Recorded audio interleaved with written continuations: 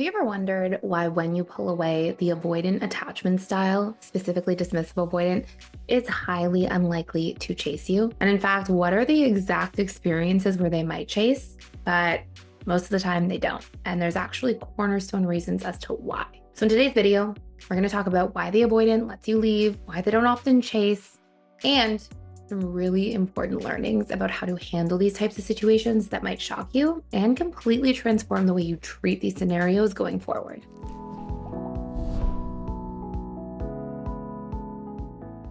So if you're new to this channel, I will take you through this video in a lot of detail, but very quickly, my name is Thais. I'm the founder of the Personal Development School, and I'm happy you're here. I put pretty much daily content out here about attachment styles, the subconscious mind, and how we can really heal. So there are four major things happening all the time, and I'm actually going to take you through a slide so you can see this yourself and summarize it. So here we have the four major things, and I'm actually at the end as well going to take you through an exercise that you can take part in to work on changing this. And I'm going to explain what all of these different steps here that you see actually mean.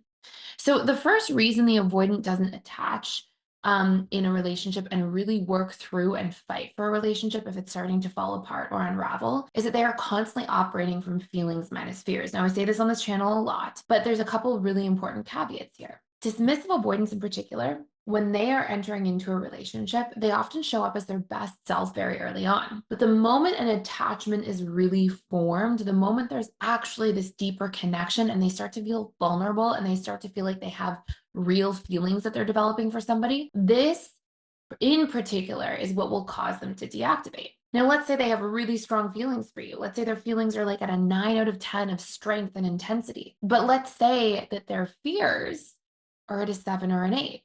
Well, you basically have somebody who's operating at like a net +2 in terms of how they're going to show up and really try to develop the relationship and invest in the relationship. And 2 is a pretty small number if we're looking at a sort of ratio out of 10, like a 20% investment in somebody. That's not a really good way of showing up.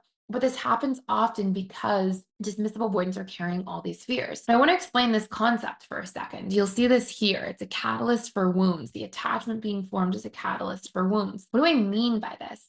Well, what I mean is that our subconscious mind, if you didn't already know this, is responsible for roughly 95 to 97% of your beliefs, your thoughts, your emotions, and your behaviors or actions. It's why we talk about the subconscious mind so much on this channel. And as somebody who has a big background in hypnotherapy originally, in order to actually create transformation, we really need to be engaging principles of how we can recondition the subconscious mind in the process. And I'm not going to get into all of that right now. We'll get into this in the exercise part and how we can help shift our behavioral patterns as well as potentially somebody else's in a healthy way. But what I mean by this is your subconscious mind stores everything. It stores all of your memories and experiences. Now, it does consolidate these memories over time, and research does show that sometimes our memories can shift and change as they get consolidated ever so slightly. But what happens is we store all of our wounding. So what we know about avoidance is they generally grow up in a household, dismissive avoidance in particular, with childhood emotional neglect.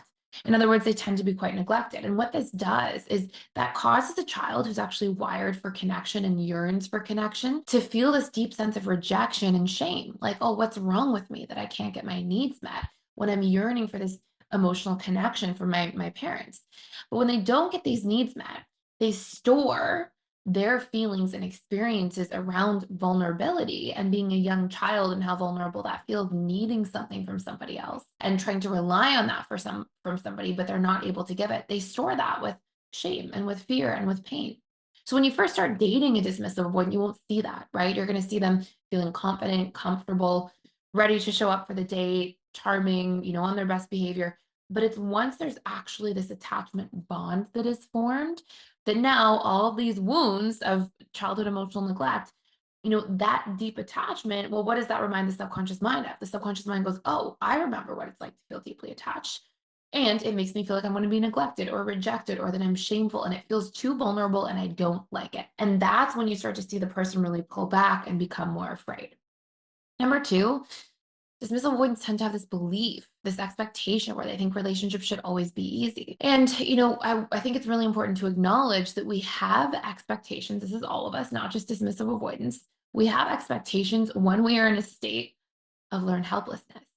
In other words, we tend to expect things from others in the exact places where we don't know how to get those things met in our own relationship to ourselves.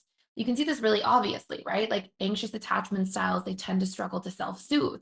So they tend to expect that their loved ones are always there to soothe them. You'll see fearful avoidance. They tend to expect that nobody should ever break their trust ever because they have all these trust wounds. They don't really know how to trust until they do a lot of this subconscious work and heal. And so they tend to expect everybody to be absolutely 100% honest all the time. I'm not saying that that's a bad standard to have in a relationship. Honesty and integrity are important things.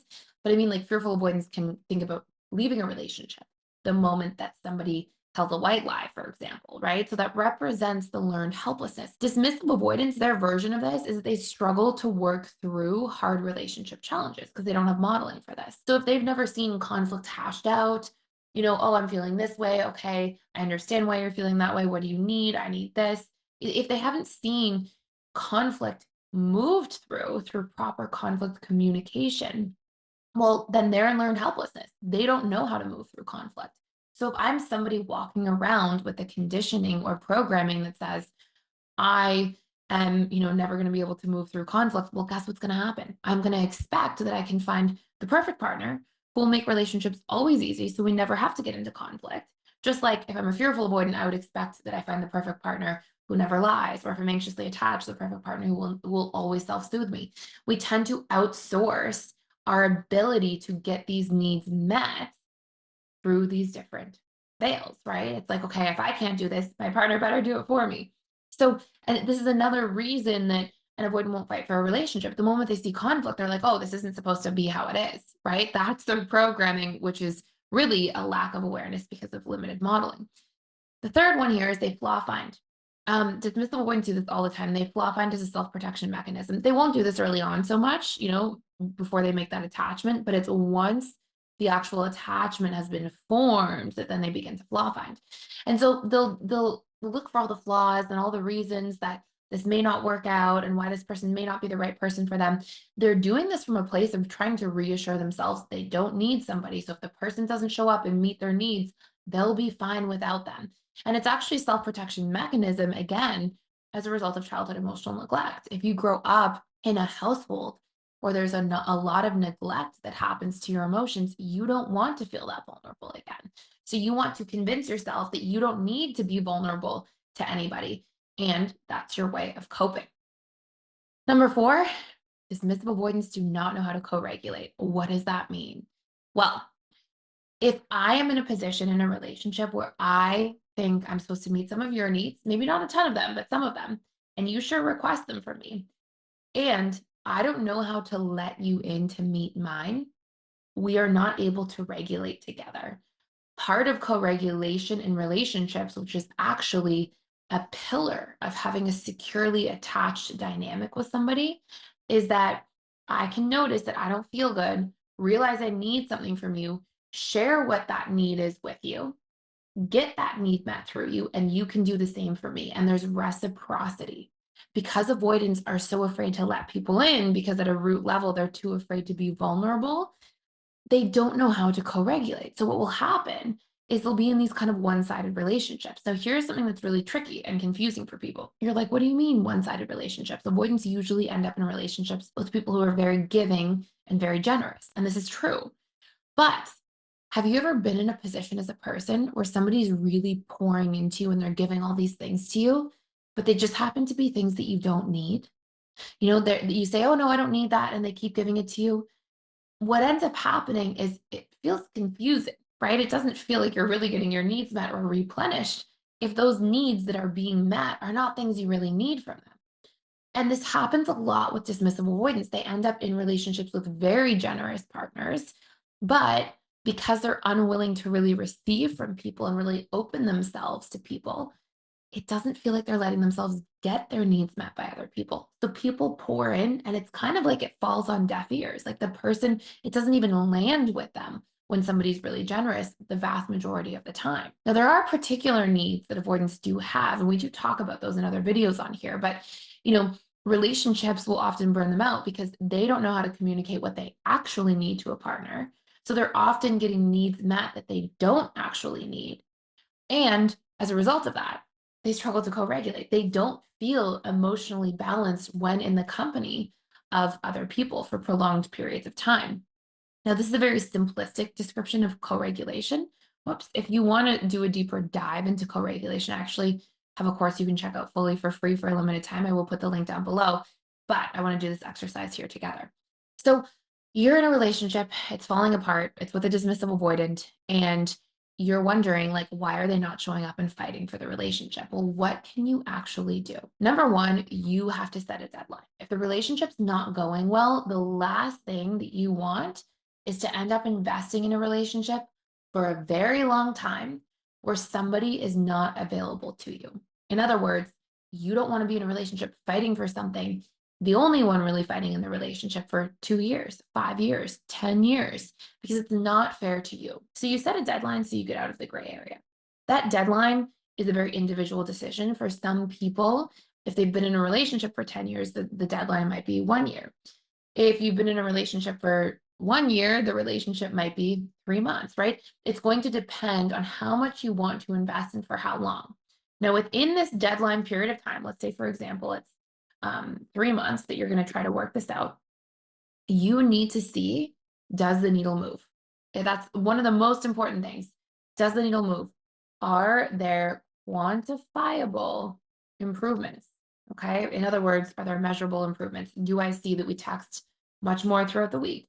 Or that this person works through conflict 50% more? Or that this person is more vulnerable or makes more of an effort?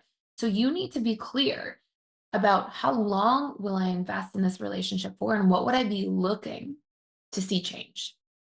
Then you want to, in communication, question some of these expectations. It's a good conversation to have with an avoidant. Hey, I know that sometimes we have conflict, but do you think it's a fair expectation to have or a realistic expectation to have that relationships should always be easy and we should never have a conflict?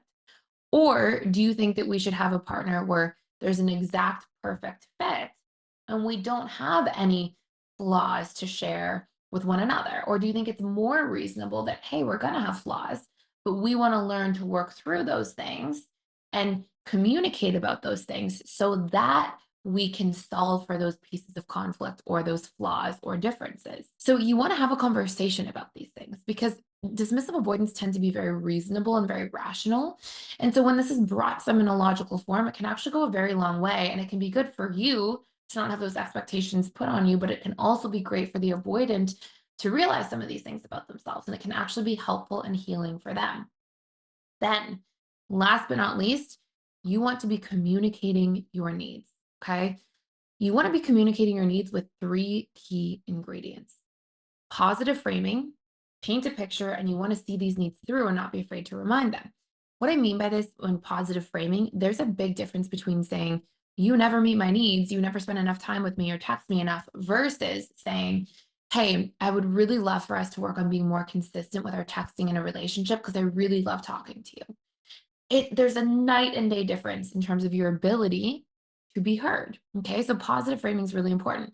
Another thing is we have to paint a picture when we communicate. We can't just say, hey, I need more support, because for one person, support is a back scratch, and another person's support is being more encouraging in the relationship. So you need to be clear. You need to paint a picture of when you're communicating a need, frame it positively, and paint a picture for what it looks like. And last but not least, you need to see your needs through. In other words, you need to make sure you're showing up to communicate these needs on a regular basis. People may not show up at all. They may not even try once to meet a need after you've communicated, done it in a healthy way, seen your needs through. In that case, your deadline's clear. This person's probably not the right person to be in a relationship with. But what we don't want is we go in the polar opposite direction where we communicate our needs once, the person meets them for 2 months straight, forgets by month 3, and then we make it mean they don't care and they're not trying. Okay, that's not what we want, because somebody's not going to be perfect at it. Sometimes they need these reminders until they get conditioned enough to know what you need and to understand it, that they can show up for the long haul. So these are 3 really important ingredients for this piece here about communicating our needs.